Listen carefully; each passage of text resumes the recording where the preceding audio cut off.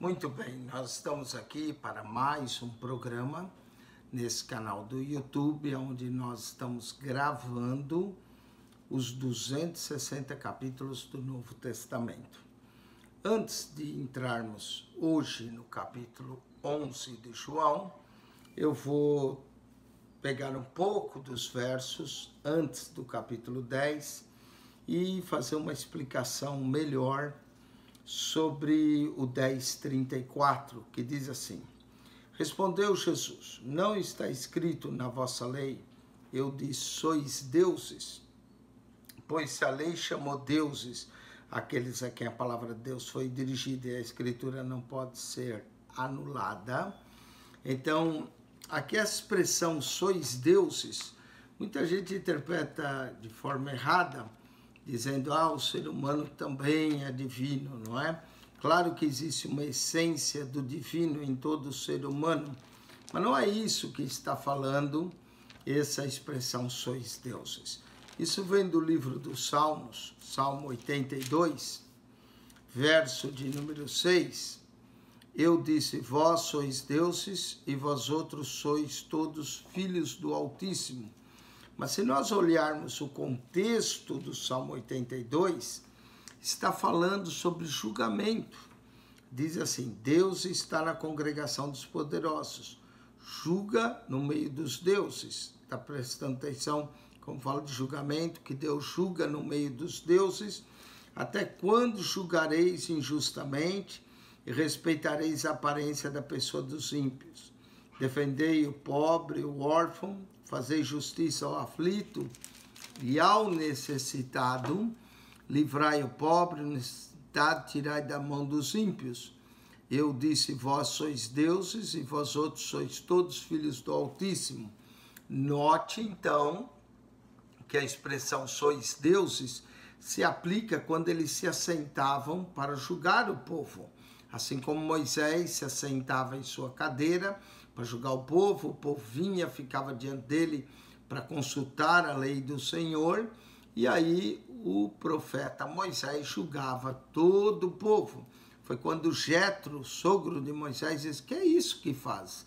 Você não vai aguentar ficar julgando esse povo o dia inteiro, coloca capitões sobre eles de 50, de 100, e toda a causa pequena eles julgam entre eles, e se tiver uma causa grande, vinde a vós. E assim Moisés ouviu seu sogro Jetro. O rei também Davi julgava o povo. Quando o profeta Natã veio a ele com aquela parábola, Davi pronunciou o juízo sobre ele próprio no seu pecado.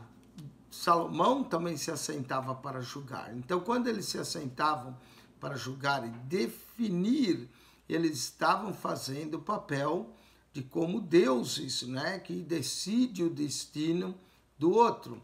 Eu tenho um amigo meu, advogado de imigração, que diz que os cônsulos, né, fora dos Estados Unidos, cônsulos americanos, ele chama the power of God, o poder de Deus sobre os cônsulos, porque os cônsulos decidem se dão visto, não dão, quem é que vem, quem é que vai. Então ele chama o poder de Deus, né, de julgar. Então é isso que está dizendo, vós sois Deus, vós outros todos sois filhos do Altíssimo. Todavia como homem morrereis, né? Então o que está se referindo aqui é o papel quando ele se assentava a julgar. Apesar que Jesus usa no contexto, quando eles criticam e querem apedrejar Jesus por ele ter dito eu e o Pai somos um, Jesus usa nesse contexto, não está escrito na vossa lei, eu disse sois deuses, porque eles diziam que Jesus se fazia semelhante a Deus, né?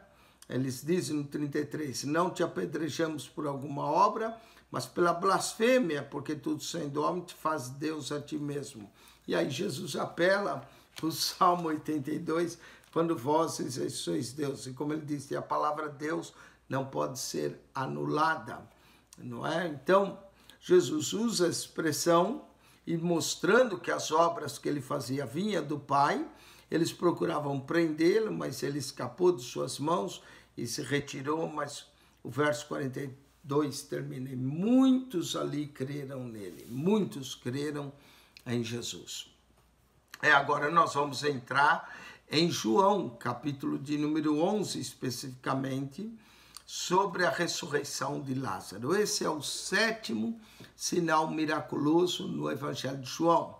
Nós temos 7 sinais, do capítulo 1 ao capítulo 11, é chamado livro dos sinais. Primeiro sinal, Jesus transforma água em vinho nas bodas de Canaã. O segundo sinal, Jesus opera também em Caná da Galileia, manda que um oficial do rei que morava em Cafarnaum vá, que o filho vive, e aconteceu. O terceiro sinal, levanta um paralítico de 38 anos à beira do tanque Betesda. O quarto sinal, multiplicou pães e peixes.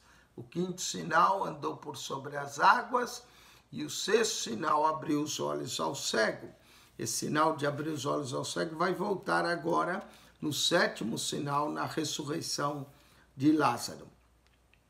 Diz a palavra de Deus assim: estava então enfermo um certo Lázaro de Betânia, aldeia de Maria e de sua irmã Marta. Então aqui nós temos 3 irmãos, Lázaro, Maria e Marta. A princípio parece que Marta era a irmã mais velha. Ela sempre fala, ela dá ordem às outras, então Marta parece ser a irmã mais velha e Lázaro o mais novo. E Maria era aquela que tinha ungido o Senhor com unguento. Ele tinha enxugado os pés com seus cabelos, cujo irmão Lázaro estava enfermo. Interessante o capítulo 11, verso 2, diz que Maria tinha enxugado os pés de Jesus com seus cabelos. Mas isso não vai acontecer senão no capítulo 12, verso de número 2. Fizeram ali ceia e Maria servia. Verso 3, então diz, então Maria tomou uma libra de unguento de nardo puro, de muito preço, ungiu os pés de Jesus e lhes enxugou com seus cabelos. Então note que no capítulo 11 fala que Maria o fez, mas Maria ainda não tinha feito. É uma antecipação daquilo que vai acontecer. Isso é muito comum no Evangelho de João. Ele antecipa o que vai acontecer. Então aqui quando ele diz, Maria era aquela que tinha ungido o Senhor com unguento, ele tinha enxugado os pés com seus cabelos, ainda não tinha acontecido, mas ele antecipa o que vai acontecer.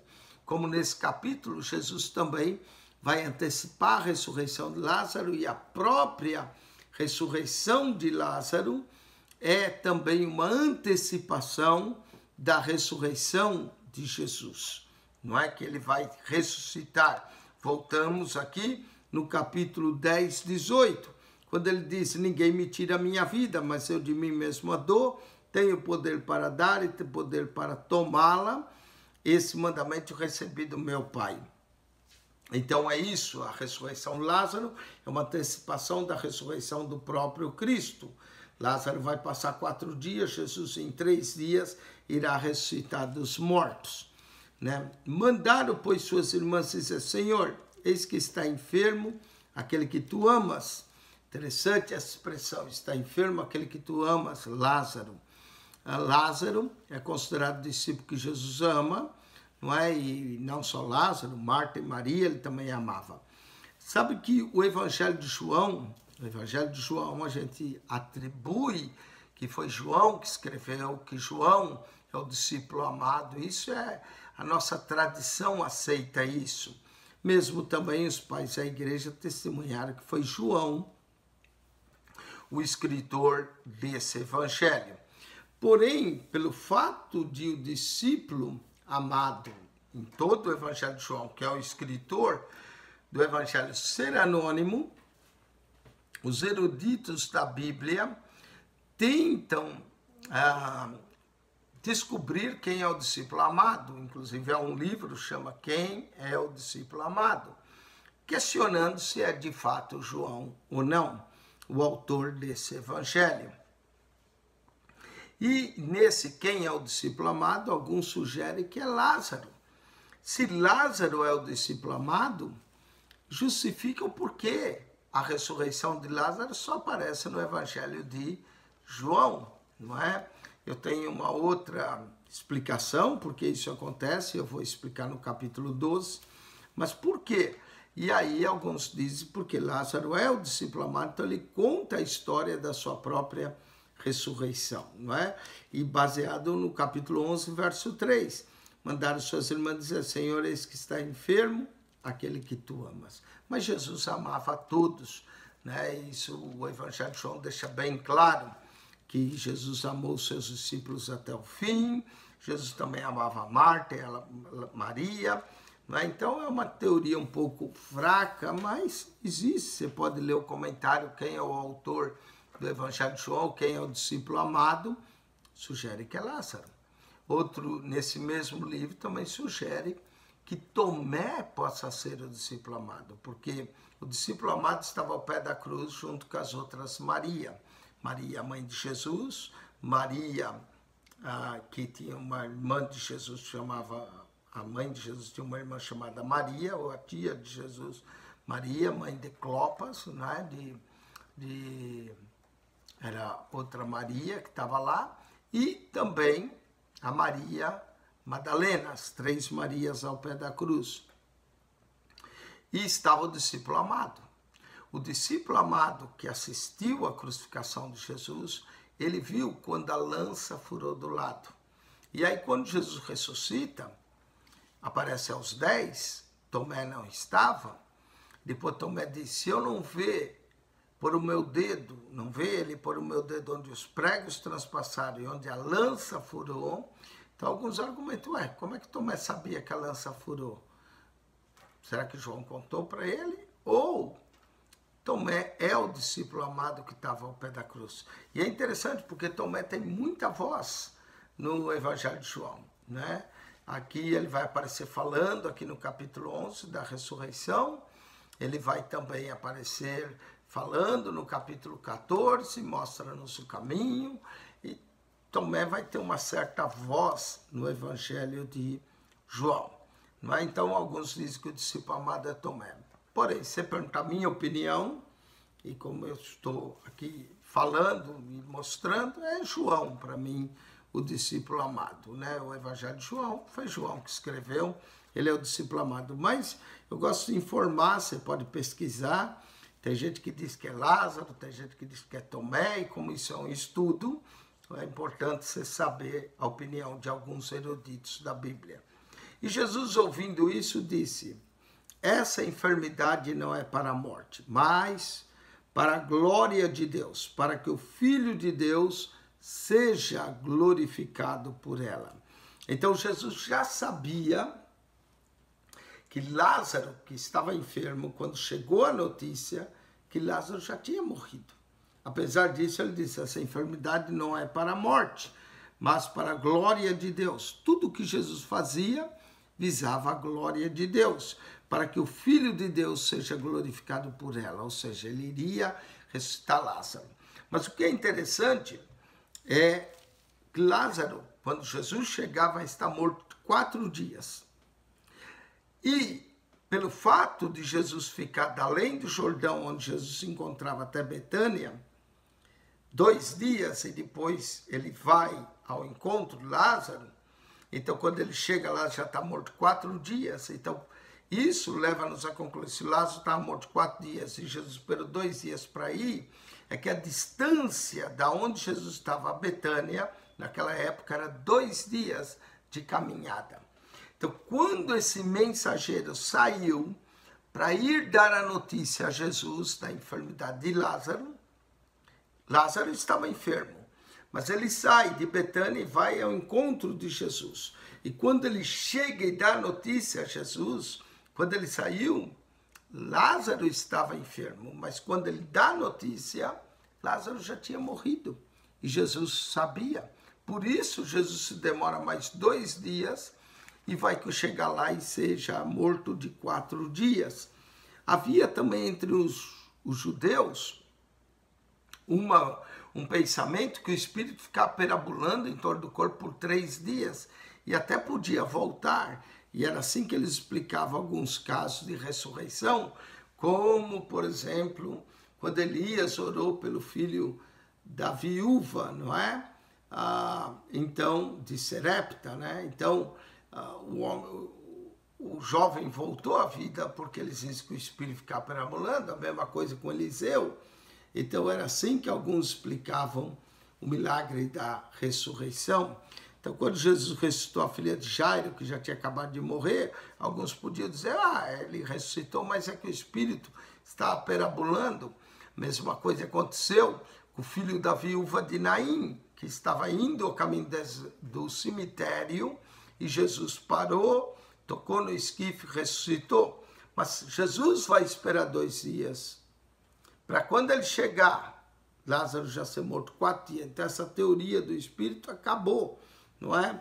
Ora, diz também no verso 5, Jesus amava a Marta e a seu irmão, a sua irmã, que é Maria, e a Lázaro, né? Jesus ama a todos.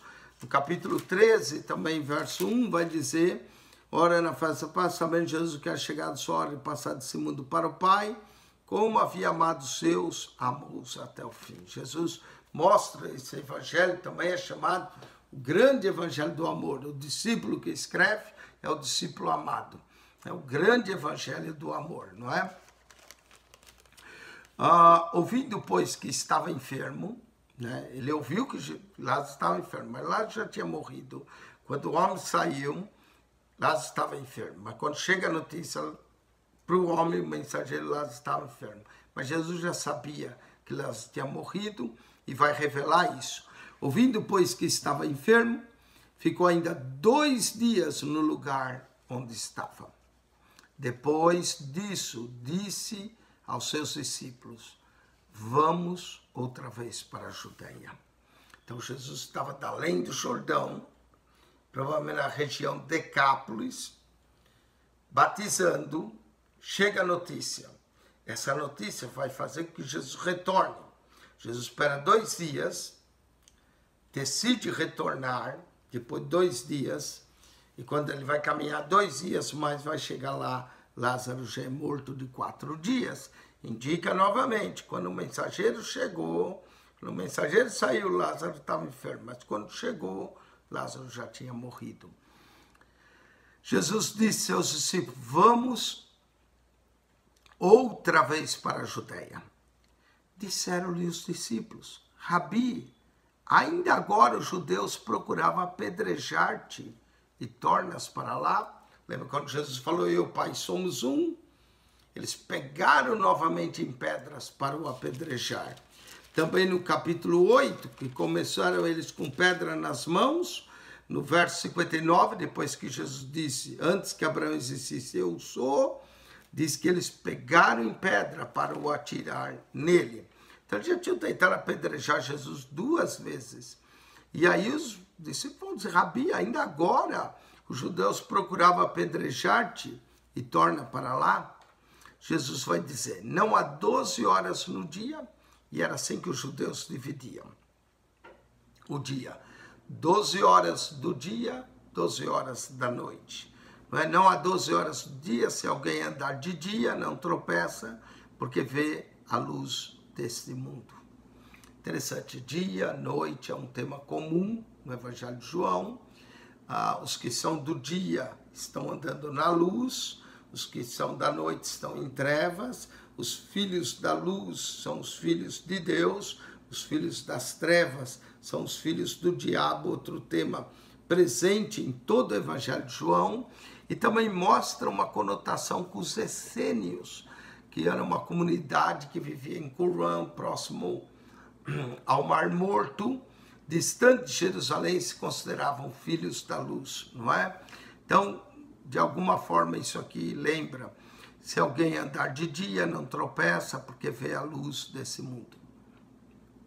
Mas, se andar de noite, tropeça. Então, os filhos da luz não tropeçam, mas os filhos das trevas vivem tropeçando, porque nele não há luz. Está vendo? Luz, trevas, noite, dia, é um assunto predominante também no Evangelho de João. Assim falou e depois disse-lhes. Note que Jesus falava sempre por uma espécie de parábola, mas não é bem parábola. Vamos dizer, figura de linguagem que Jesus usa nesse evangelho. E tudo que Jesus fala, eles entendem de outra forma, né? No verso 11, assim falou e disse: Lázaro, nosso amigo, dorme, depois, mas vou despertá-lo do sono. O sono que Jesus falava de Lázaro era o sono da morte. Mas quando Jesus falou dorme, eles entenderam que Lázaro dormia o sono normal. E até vão pensar, bom, se ele dorme, está bem, não é? Eles não entendem que Jesus está falando da morte. Isso é o que nós chamamos uma figura de linguagem de eufemismo, que suaviza o sentido de morte, né? O sono, descanso, né? Então suaviza. A mesma coisa, um parente próximo passa e eu não quero um pai ou uma mãe chegar para a pessoa e dar notícia: olha, seu pai morreu, parece muito forte, sua mãe morreu. A gente pode suavizar, e chama eufemismo, dizer assim: olha, seu pai passou para a eternidade, sua mãe finalmente descansou, não é? Descanse em paz. A gente usa esses termos para suavizar a palavra morte. Então Jesus disse: Lázaro, nosso amigo, dorme, mas vou despertá-lo do sono. Os discípulos, claro, não vão entender, não é? Quando Jesus falou do novo nascimento, em João 3, para Nicodemos pensou que tinha que voltar no ventre da mãe. Quando Jesus falou para a mulher samaritana da água, né, que beber dessa água tornará ter sede, mas aquele que beber da água que eu lhe der, a mulher... Tudo era sentido espiritual que Jesus falava, mas a mulher entendeu que era água do poço. Disse: Senhor, o poço é fundo, o Senhor não tem com que tirar, da onde tem essa água? Quando Jesus falou: uma comida tenho da qual vós não conheceis, se pensar que alguém tinha de trazer comida. Então, o novo nascimento não entendeu que era espiritual. A água também não entendeu que era espiritual. A comida não entenderam que era fazer a vontade do Pai. Depois, quando Jesus usa o termo agora vou despertar Lázaro do sono, eles pensaram que Lázaro dormia. Então, eles nunca entendem quando Jesus também no João 6 fala de comer a sua carne e beber o seu sangue. Eles dizem: como é que esse homem pode dar de comer sua carne e beber o seu sangue? Não entendiam que aquilo que Jesus falava era espiritual, não é? E a mesma coisa aqui, o sono. Vou despertar do sono. Disseram, pois, seus discípulos: Senhor, se dorme, estará salvo.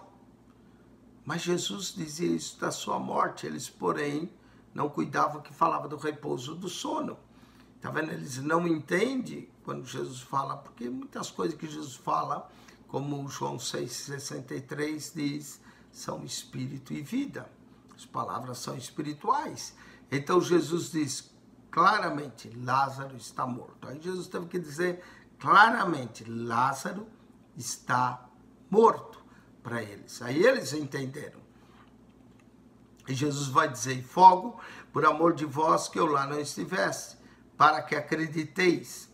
Todo milagre que Jesus faz tem um propósito: levar-nos a crer, levar a acreditar. Como a ressurreição de Lázaro, muitos dos judeus vão crer nele. Mas vamos ter com ele. Disse Tomé, tá vendo? Tomé tem voz ativa nesse evangelho. Disse-lhe Tomé, chamado Dídimo, aos seus codiscípulos. Tomé tinha codiscípulos também, que eram discípulos juntamente com eles, né? Com seus codiscípulos. Vamos nós também para morrermos com ele. Olha só o que Tomé disse, não é? Tomé, nós vamos morrer com ele. Tomé é chamado Dídimo, Dídimo quer dizer gêmeo. É possível que Tomé tinha um irmão gêmeo. E disse seus codiscípulos: vamos nós também morrer com ele. Chegando, pois, Jesus achou que já havia 4 dias que estava na sepultura. Notaram? Jesus esperou 2 dias, até Jesus chegar, mais 2, 4 dias. Lázaro já estava na sepultura. Isso quer dizer, quando o mensageiro chegou, que a notícia, Lázaro tinha acabado de falecer, estavam sepultando já, não é? Então, chegado havia 4 dias. Ora, Betânia distava de Jerusalém quase 15 estádios, caminho de um sábado. Então, muitos dos judeus foram lá ter para consolar as irmãs. E muitos dos judeus tinham ido consolar a Marta, note que o nome de Marta aparece primeiro, e a Maria. Sempre aparece Marta primeiro, Maria depois, indicando que Marta possivelmente era a irmã mais velha, acerca do seu irmão. Ouvindo, pois, Marta que Jesus vinha, saiu-lhe ao encontro. Maria, porém, ficou sentada em casa. Então, note que Marta toma a iniciativa, ela vai falar com Jesus. Já Maria ficou lá em casa. Disse-lhe, pois, Marta a Jesus: Senhor, se tu estivesse aqui, meu irmão não teria morrido. A Marta cria que Jesus era poderoso para curar o irmão dela. Ela conhecia o Cristo que curava, mas ela não conhecia ainda o Cristo que ressuscitava. Jesus sempre quer mostrar uma outra face dele para nós, não é? Às vezes a gente pensa que conhece Jesus, conhece tudo, e só estamos vendo uma coisa, mas de repente ele mostra outra. E aqui ele vai fazer com Marta. Ela diz: Senhor, se tu estivesse aqui, meu irmão não teria morrido. Mas ela também diz isso aqui a favor dela. Mas agora sei que tudo quanto pedires a Deus, Deus te concederá. Uau, o que ela queria que Jesus pedisse a Deus? Será que ela está pedindo, de fato, a ressurreição de seu irmão? Disse-lhe Jesus: teu irmão há de ressuscitar. Olha, novamente, Marta não vai entender da ressurreição naquele dia.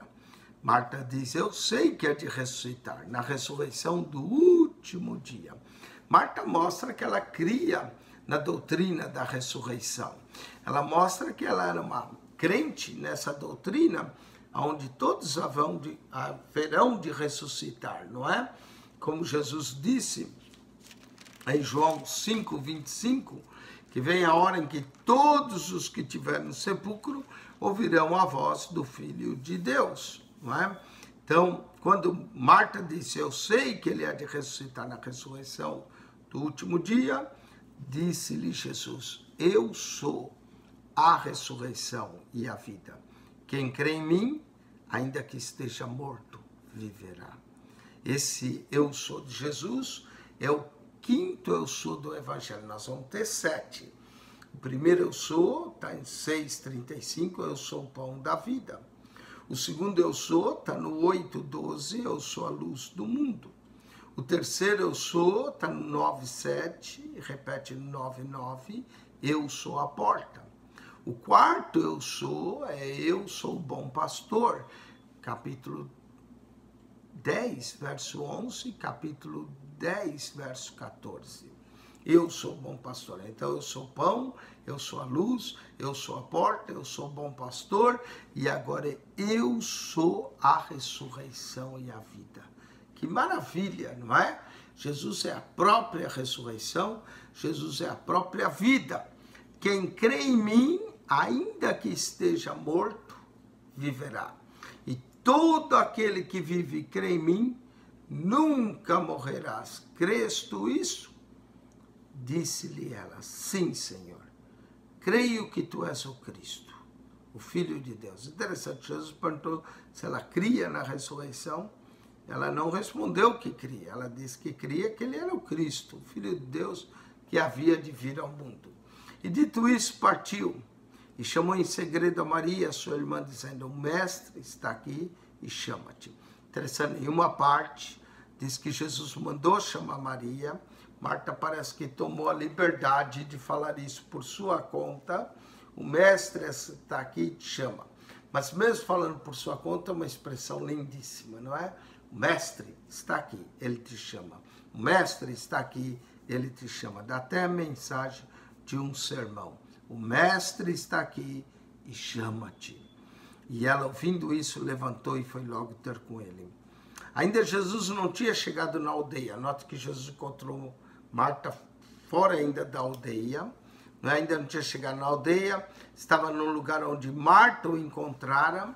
Vendo, pois, os judeus que com ela em casa e a consolava, que Maria apressadamente se levantou e saíram, seguiram-no dizendo: vai ao sepulcro para chorar.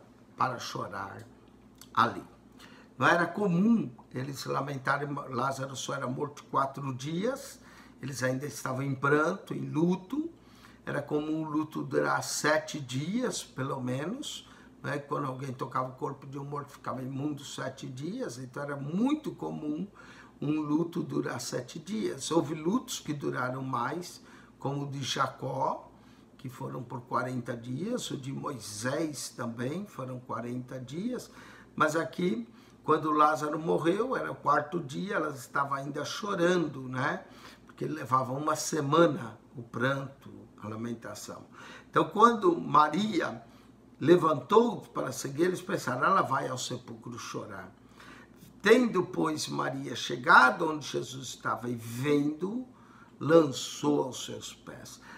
Maria tem uma atitude bem diferente de Marta.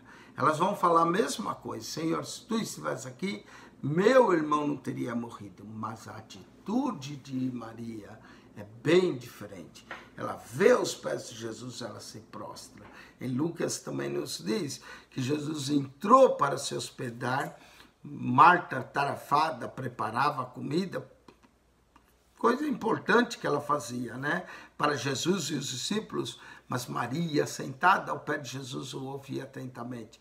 E Marta disse, Senhor, não te importas que minha irmã não me serve? Manda ela me ajudar. Jesus disse, Marta, Marta, estás atarefada com tanta coisa, quando uma coisa lhe basta. Maria escolheu a melhor parte e não lhe será tirada. E aqui Maria, novamente, vem e se prostra aos pés de Jesus.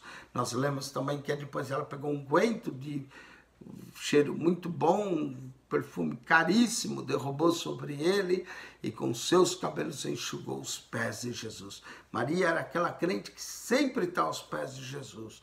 E nós podemos aprender com ela, nos manter ao pé de Jesus. Amém? Então, a atitude dela, ela se prostra aos pés de Jesus e diz, Senhor, se tu estivesse aqui, meu irmão não teria morrido. Para Marta, Jesus disse, teu irmão de ressuscitar. Para Maria, Jesus não disse nada. A atitude dela já dizia tudo. Jesus, pois, quando a viu chorar, e também chorando os judeus que ela vinha, moveu-se em seu espírito e perturbou-se. É uma das poucas passagens que diz que Jesus se perturbou, se agitou, não é? E disse, onde o pusesse? Disseram-lhe, Senhor, vem ver. Jesus chorou. Que expressão linda, no 10:35, Jesus chorou. É o menor verso da Bíblia, na Almeida Revista Corrigida. Na Almeida Revista Atualizada, o menor é Jó 2:6. Jó disse. Jó diz, só tem. Jó, 2 letras, diz 5 letras, 7. Mas aqui tem 10, não é? Mas isso é naquela versão. Nessa daqui é diferente. Jesus chorou. Só 10 letras, é uma frase pequena, menor verso. Jesus chorou. Jesus chorou.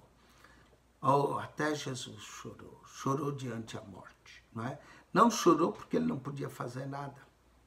Na verdade, no grego original, esse choro é um choro com indignação da morte, que é o último inimigo a ser vencido. Disseram, pois, os judeus, vede como o amava. Quando viram Jesus chorar, eles comentam, vede como ele o amava. E alguns vão dizer, aqui vai voltar o 6º sinal do século de nascença. Alguns vão dizer, não podia ele, que abriu os olhos ao cego, fazer também com que esse não morresse? Tá vendo? Eles mesmos comentavam, por isso que talvez Marta disse, se tu estivesse aqui, meu irmão não teria morrido. Maria também diz a mesma coisa. Talvez os judeus já estavam comentando, ele abriu os olhos ao cego, ele podia curar Lázaro, né? O que eles não esperavam é que Jesus vai fazer, vai ressuscitar a Lázaro. Jesus, pois, movendo outra vez muito em si mesmo, foi ao sepulcro. E era uma caverna. E tinha uma pedra posta sobre ela. A caverna, uma pedra posta, também prefigura a crucificação de Jesus, o sepultamento. Jesus também vai ser colocado num túmulo novo e vão rolar uma pedra, não é? Então, esse capítulo fala da ressurreição de Lázaro, prefigura a ressurreição de Cristo. Não é? Então, Jesus, movendo-se muito, foi ao sepulcro, e era uma caverna, e tinha uma pedra, posso ser, verso 39 do capítulo 11. Disse-lhe Jesus, tirai a pedra. Presta atenção, para todo milagre existe uma parte humana e uma parte divina, não é? Jesus tinha o poder de tirar a pedra. Na sua ressurreição, a pedra rolou sozinha. Mas aqui ele manda, tirai a pedra. Às vezes nós temos que tirar a pedra que impede o nosso milagre. Pode ser a pedra do orgulho, pode ser a pedra da incredulidade, pode ser a pedra da religião, a pedra dos nossos pensamentos, conceitos, a pedra que impede o nosso milagre. Tirai a pedra. Quando Jesus disse tirai a pedra, Marta, que disse aquela, vim, Senhor, creio que tu és o Cristo, mas não respondeu que ela era a ressurreição e a vida. A irmã de fundo disse, Senhor, já cheira mal, porque é já de 4 dias. Marta queria um milagre cheiroso. Marta não queria um milagre mal cheiroso, não é? Tem muita gente que quer um milagre, mas quer que ele venha cheirando, só bênção. Não quer um milagre mal cheiroso, não é? No caso aqui, Lázaro já cheira mal.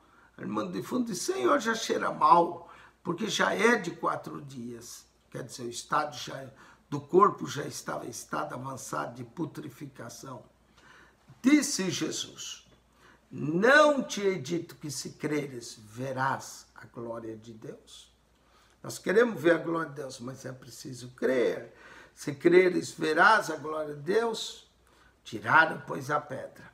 E Jesus, levantando os olhos ao céu, disse, Pai, graças te dou por me haveres ouvido. Que maravilha, não é? Jesus sabia que o Pai ouvia ele. Inclusive, a oração de Jesus vai ser apenas mais uma proclamação do que uma oração. Eu sei que sempre me ouves, não é?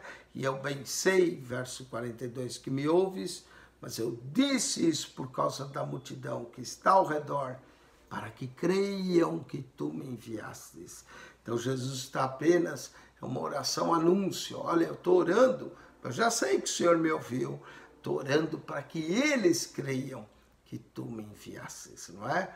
É uma oração anúncio, a mesma coisa vai ter um patilac na igreja e a gente vai orar e diz, oh Senhor, eu te agradeço por esse patilac, te agradeço porque o irmão Antônio vai trazer a salada, o irmão José vai trazer o arroz, a irmã Filomena vai trazer a alcatra. E nós podemos orar assim, já estamos anunciando. A oração de Jesus é mais ou menos esse termo, não é?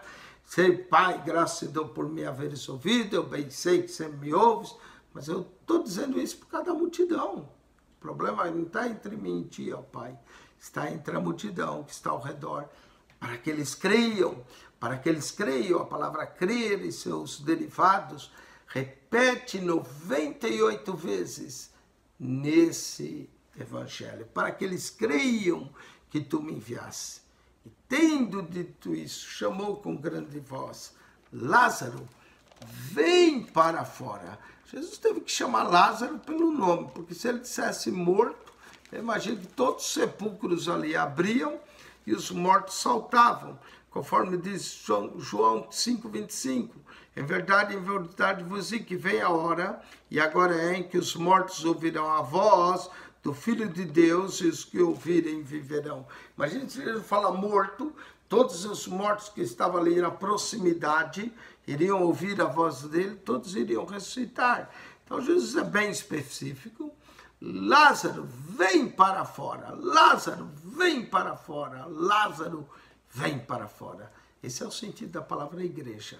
Vem para fora, vem para fora, vem para fora. O chamado para fora. Lázaro, vem para fora. E os defuntos saíam, tendo as mãos e os pés ligados com faixa. Você já tentou andar com pé e mão amarrado? É difícil. Ainda mais o homem estava morto. Quando Jesus disse, Lázaro, vem para fora. A ordem foi tão grande, a vida voltou no corpo de Lázaro. E Lázaro, mesmo enfaixado, mesmo amarrado, saiu, seu rosto envolto em lenço, e disse, Jesus, desligai e deixai ir. Você pode imaginar que cena, aquela caverna, tiram a pedra, cheiro mal, não é? Jesus disse, Lázaro, vem para fora. Dali a pouco, na porta da caverna aparece Lázaro, com lenço na cabeça, todo amarrado. E aí Jesus diz, desatai-o e deixai ir. Conforme eles vão desatando, conforme eles vão tirando as faixas, conforme eles vão desligando, eles vão vendo o milagre deles na frente deles, não é? Aqueles que tinham posto faixa em Lázaro, agora vão tirando, e Lázaro está vivo. Vira o grande milagre. Desligai e deixai ir. E muitos, pois, entre os judeus que tinham vindo a Maria, que tinham visto o que Jesus fizera, creram nele. Não tinha outra opção, tinha que crer mesmo. Que milagre tremendo, não é? Agora, os fariseus vão tomar conselho para matar a Jesus. Esse é o 7º sinal, o sinal miraculoso. Mas alguns deles foram ter com os fariseus e disseram o que Jesus tinha feito. Eles foram lá falar. Dá o reporte deles. Depois os príncipes, sacerdotes, fariseus tomaram conselho e diziam, que faremos? Eles já estavam tomando conselho para dizer, porque esse homem faz muitos sinais. Nós vimos 7, mas ele fazia muitos, havia muitos sinais.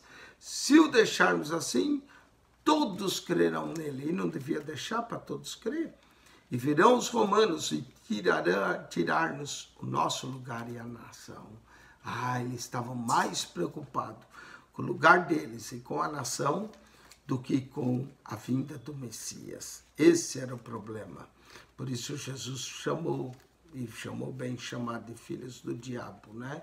E Caifás, um deles, que era sumo sacerdote naquele ano, vós nada sabeis. Sumo sacerdote, ele era genro de Anás. Anás era o seu sogro. Anás parece que estava passando o sacerdócio para Caifás, talvez era o primeiro ano de Caifás. Um deles, que era sumo sacerdote naquele ano, lhe disse, vós nada sabeis, nem considerais que nos convém que um homem morra pelo povo e que não pereça toda a nação.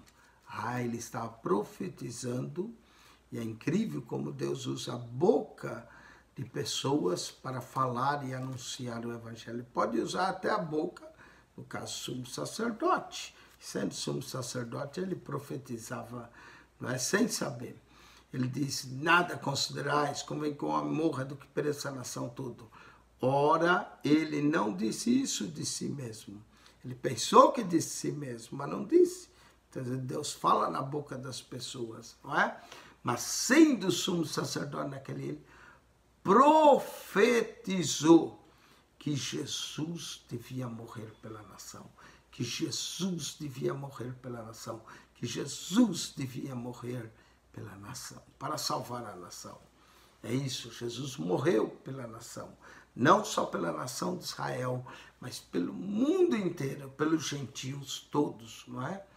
E não somente pela nação, e é isso que vai dizer o verso 52, e não somente pela nação, mas para reunir um corpo, os filhos de Deus que andavam dispersos. A igreja é um corpo, onde todos os filhos de Deus que andam dispersos serão unidos, formando o grande corpo de Cristo, onde Cristo é a cabeça desse corpo, o corpo de Jesus, a igreja, que andava disperso. E desde aquele dia, pois, consultavam para o matarem.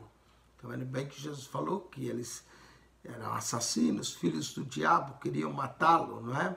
Jesus, pois, não andava manifestamente, já não andava manifestamente entre os judeus, mas retirou-se. Note que Jesus vai se retirar de novo.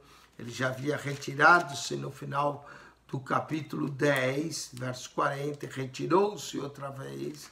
Aqui novamente Jesus vai se retirar, retirou-se dali para a terra junto do deserto, para uma cidade chamada Efraim. e ali andava com seus discípulos. Estava próxima a Páscoa dos judeus. Essa é a terceira e última Páscoa. Daqui para frente, do capítulo 12, nós vamos entrar na última semana do Evangelho de João, que metade do Evangelho de João é a última semana. Um quarto do Evangelho de Mateus é a última semana. Um terço do Evangelho de Marcos é a última semana. E um sexto do Evangelho de Lucas é a última semana. E aí, João, nós temos metade na última semana. Estava próxima a Páscoa dos judeus. Nós temos uma Páscoa no capítulo 2, outro no capítulo 6 e agora no capítulo 11, a terceira Páscoa. Como a Páscoa ocorria de cada ano, e por nós temos 3 no Evangelho de João, chegamos à conclusão que o Evangelho, ou seja, o ministério de Jesus pregando o Evangelho, foi de 3 anos, como Cristo foi batizado quase aos 30 anos, 3 anos, agora nós vamos estar com Jesus aos 33 anos, não é? 3, o número de Deus. Estava próximo a Páscoa e muitos daquela região subiram a Jerusalém antes da Páscoa para se purificar. Era comum tirarem um período de jejum, oração, buscar a Deus e se purificarem, além da lavagem da água que eles faziam. Parecia o batismo, mas não era, para purificarem, né? Subindo, pois, Jesus. Jerusalém ficava alto, quem queria ir lá tinha que subir, mas esse subir também tem um sentido espiritual de nós subirmos à presença de Deus, não é? Jesus, então, subindo a Jerusalém, mas Jesus subiu a Jerusalém para a Páscoa, buscavam, pois, a Jesus. E dizia uns aos outros, olha o que eles diziam uns aos outros, estando no tempo, que vos parece? Não virá a festa? Não virá a festa, não é? Ora, pois os principais sacerdotes, fariseus, tinham dado ordem para que se alguém soubesse onde ele estava, o denunciasse para o prender. Então a intenção deles era prender o mestre Jesus. Não era manietá-lo, prendê-lo à prisão. Então Jesus subiu, buscavam, pois, os judeus uns aos outros, estando no tempo que vos parece, não virá festa. Eles estavam atrás de Jesus, não é? E ora, os principais sacerdotes, fariseus, já tinham dado ordem para que se alguém soubesse onde ele estava, para denunciá-lo e o prendê-lo, não é? Então eles queriam prender Jesus, conforme diz aqui no capítulo 10, verso 39. Procurava, pois, prendê-lo outra vez. Aqui, novamente, eles vão tentar prender a Jesus, não é? Mas eles também querem evitar o tumulto durante a festa. Muito bem, com isso nós concluímos o capítulo 11. Nesse capítulo nós vimos a ressurreição de Lázaro. Vamos ver também que pelo fato de Jesus ter ressuscitado Lázaro, o Sinédrio toma conselho para matar a Jesus. Então o que leva Jesus para a cruz no Evangelho de João é justamente a ressurreição de Lázaro. Nos outros evangelhos, Mateus, Marcos e Lucas, o que vai levar Jesus para a crucificação é ele ter purificado o templo. Mas a purificação do templo do Evangelho de João ocorre logo no início do ministério de Jesus. E a purificação do templo, nos sinópticos, Mateus, Marcos e Lucas, ocorre no final do ministério de Jesus e é o que leva ele para a cruz. Mas não em João. Começa em João, a primeira purificação é na primeira Páscoa. Na terceira Páscoa, nós vamos ter a ressurreição de Lázaro. Então, essa é uma grande diferença entre João e os evangelhos sinópticos, não é? Essa é uma grande diferença. Muito bem, com isso, nós terminamos. Assista o comentário no capítulo 10, capítulo 12. Quem esteve convosco para mais programa, pastor Eugênio Piacentini. Que Deus vos abençoe ricamente em Cristo Jesus.